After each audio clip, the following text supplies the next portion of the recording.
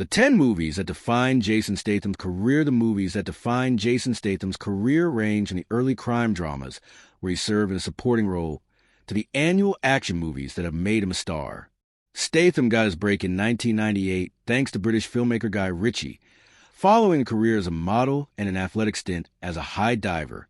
Since then, Jason Statham has become one of Hollywood's most reliable action stars. Statham has become one of the few actors who can consistently carry an action movie to success in theaters. While not all his films are great, Statham has developed a loyal fan base who love what he does and will support him every step of the way. Lock, Stock, and Two Smoking Barrels, 1998.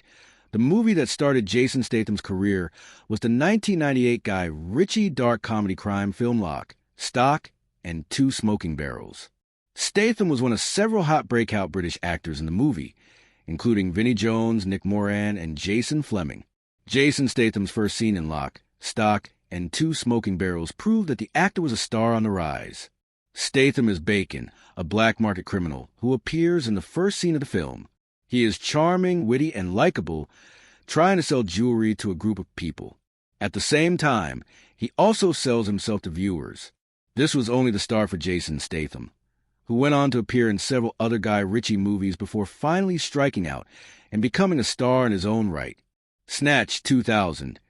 2 years after Jason Statham enjoyed his debut role in a Guy Ritchie movie, he rejoined the director as one of the lead characters in the ensemble crime drama Snatch.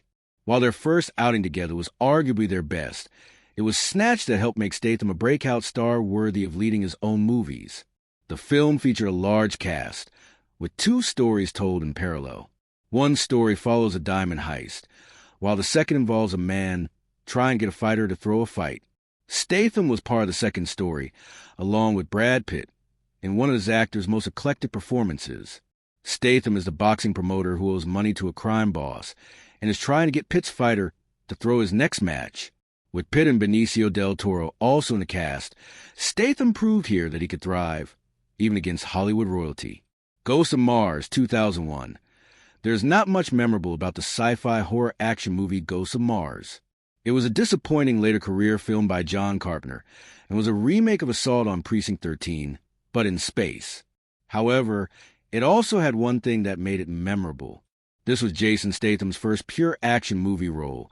That Tatum was supposed to be the lead in the movie, but the studio didn't have faith in him and preferred a bigger name in the lead role, which ended up being Ice Cube. One wonders how the movie would have been if Statham were the main star and not the supporting role of Officer Jericho. Despite the movie's lackluster reputation, Statham proved he was up to the task of playing an action star, with massive gun battles and shootouts and some big fight scenes. This opened the door for movies with Jet Li and then later his own franchises. The Transporter, 2002, the same year that he appeared in Ghosts of Mars. Jason Statham also teamed with Jet Li for the first of several collaborations in the highly underrated The One. This opened more doors for Statham, and he finally got to take the lead in his own solo action movie in 2002 with The Transporter. In the movie, Statham starred as Frank Martin, a man who delivers packages with some simple rules, including not knowing what he is delivering and not wanting to know. When he learns he is smuggling a young woman, he takes action and becomes an action hero. This was a massive moment for Statham because he turned this into his first franchise, starring in 2 sequels before stepping aside for other actors to carry on the role. This was a movie franchise that really made Statham a star in action circles and shone a light on what his career would look like in later years. Crank, 2006. Released 4 years after The Transporter, Jason Statham started another franchise, although it died after just 2 movies. That is disappointing, because the first Crank movie was one of the most creative and fun action releases of the 2000s. Directed by Neville Dean/Taylor, the movie had frenetic editing and some hilarious action scenes. Statham plays a man who is injected with a drug that will kill him when his heartbeat drops below a specific rate. So he has to keep his heart going, and this provides some of the funniest scenes in this non-stop action movie. Statham is brilliant as the cocky and confident Chef Kelios, and his sarcasm was spot on. The sequel proved that this gimmick could go too far, and that it could ultimately become too much. However, Statham was just as good in the sequel, and he proved he could be ridiculous while still kicking butts. something that turned into his calling card. The Expendables 2010. In 2010, something special happened in Jason Statham's career. He joined the ensemble action movie The Expendables. Sylvester Stallone put this franchise together, combining the action stars of the past, Sly, Dolph Lundgren, Arnold, with modern-day action stars, Statham, Jet Li, and delivering pure R-rated action. This was a big deal because, other than Stallone, Jason Statham was the lead in this franchise. What this ended up turning into for Statham was a passing of the torch moment, with Stallone letting the world know that Statham was the future of the action genre, and he helped propel the actor to new heights.